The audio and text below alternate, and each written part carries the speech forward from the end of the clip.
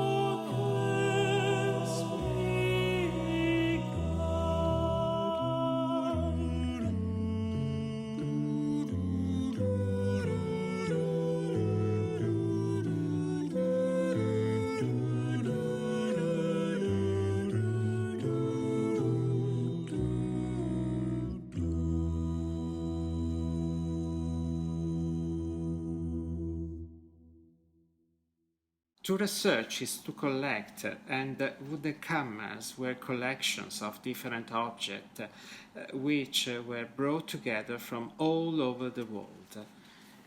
In the Wunderkammer, objects and materials, naturalia, artificialia and mirabilia, were juxtaposed, being placed alongside each other in daring combinations. Optical instruments and games, mechanical toys, natural history specimens, maps, precious gems, anatomical limbs or anomalies, lenses, mirrors, strange objects, etc. Wunderkammers were places where things piled up without any clear order, and where connections came into being, without there having to be a logical reason for them. These connections obey their own laws and belong to the realm of dreams and wonderment. The phenomenon of Wunderkammer disappeared with the advent of the modern idea of museum.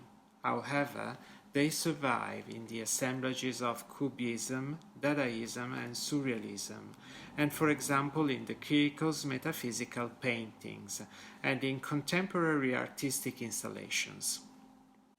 Let's have a look at the de Chirico's painting named The Great Metaphysician. It is a pile of things that rises vertically at the center of the painting, a sort of pyramidal sculpture made up of rulers, squares, draped material, picture frames, pieces of iron, boxes apparently made of wood, and other objects impossible to make out. On the top there is a bust of a mannequin with its back turned to us. On both sides there are two buildings with arcades, and in the background a factory chimneys and two flagpoles. I decided to choose this painting since it is the result of unexpected juxtapositions.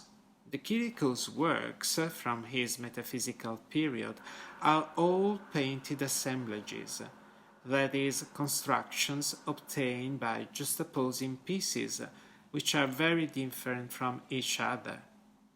The most singular aspect that has emerged in the field of art from the experiences of those years at the beginning of the 20th century is the sense of uniqueness, of the union between objects, shapes, figures, and backgrounds, the possibility of making compenetrations between them, and the idea that it is possible to extract unified compositions from the most disparate fragments. This is where the assemblage, which is another very important word in research, comes from. This is the assemblage. By assemblage, I refer to an object made up of other objects that is putting something together with something else in a way that is surprising and thought-provoking to form other objects. Combinations follow on from combination, and each one resonates differently. Different materials are mixed, and these juxtapositions fire the imagination and populate dreams.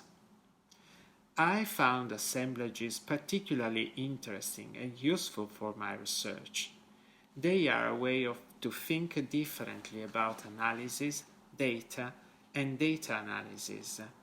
The Kyriakos painting provides us with an opportunity to consider coding and the construction of a taxonomy as a continuous experimentation of combination. In other words, assemblages that could trigger connection between words, theory, images, data, and materiality. Like in a Wunderkammer, research and analysis become an exploration of connection and can generate wonder. That feeling of being seduced by what doesn't yet have a shape, and to be suspended between ignorance and knowledge, between indeterminacy and indecision. A second trend that I'm following closely comes under the heading experimentation, with all its implications of trying out new actions, new techniques, and new connections. We experiment when we do not know what the result will be, and have no preconceptions concerning what it should be. Experimentation by its nature breaks free of the past and dismantles old assemblages. Experimentation is about interrupting the taking for granted, doing something different, trying something out to see what happens, creating the new. For example, together with a group of colleagues, Mirka Coro, Carol Taylor, Nikki Fairchild, Neil Carey, and Constant Elmer-Norst, we are exploring research inspired by post-foundational theories to experiment new practices in academic congress and within scientific articles. Our group has conceptualized scientific congresses as academic conference machines that are discipline spaces which embody neoliberal governmentality and can be an obstacle in producing new knowledge and producing it in a new way. Here, I'm going to briefly present a research experimentation materializing in the form of some collective theoretical discussions in an Autopsy Goes Rogue workshops, a research creation event held at the After Method conference in Mälardalen, Sweden. The experimentation at the conference took the form of some serious place practices referred to as stations. 9 different stations shared autopsy-inspired practices as their theme and offer some potential experiences. Here, I'll illustrate 5 of the 9 stations. Station number 1, Naked Live Dead Body, a table acting as a mortuary plinth. Bore, a motionless dead-like male body, which was naked but for some gossamer fabric worn from the waist down. Beside the body were a range of accoutrements, including medical instruments, measuring equipment, made-up and pens. that participant can use to intervene on the body. Station number 2. Graffiti wall. A white wall lined with paper on which co-participants could write, draw, doodle. A range of writing implements were provided. Station number 3. Unsightly autopsy table. An upturned table on a plinth was covered in operating scrap-type fabric and offered participants the opportunity to put gloved hands through a series of slits. Inside was a blank body outline with a range of body objects having various textures, smell, temperatures, invoking the sanitized theater of surgical operation, but with a queering twist. This station intentionally occluded sight in favor of reliance on a wider sensorium. Station number 4, Pecha Kucha, a rolling series of slides containing classic and grotesque body-related images. The images were interspersed with theoretical methodological quotes.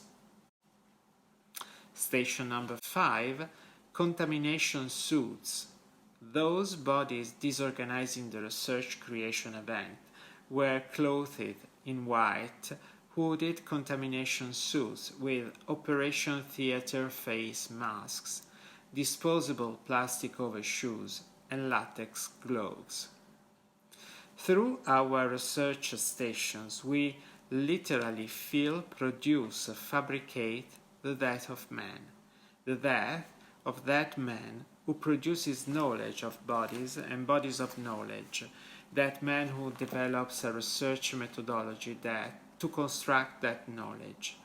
The autopsy-like experimentations subject autopsy to a gaze that queers and complicates the ocularity of traditional social science practices.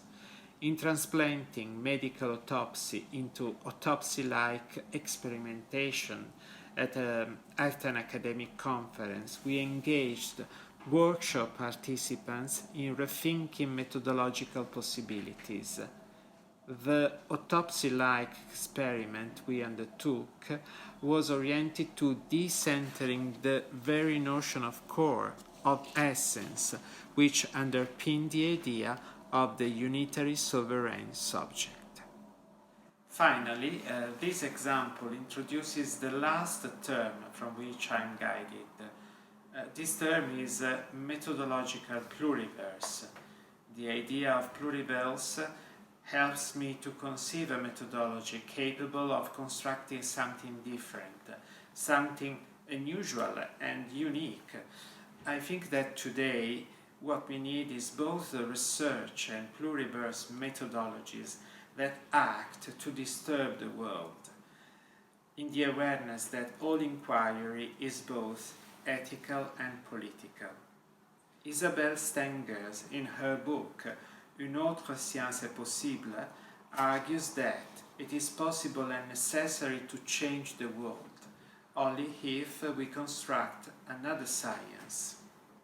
This implies that we take seriously into account the plurality of sciences and the dialogue with plural definitions of the way of valuing different types of research.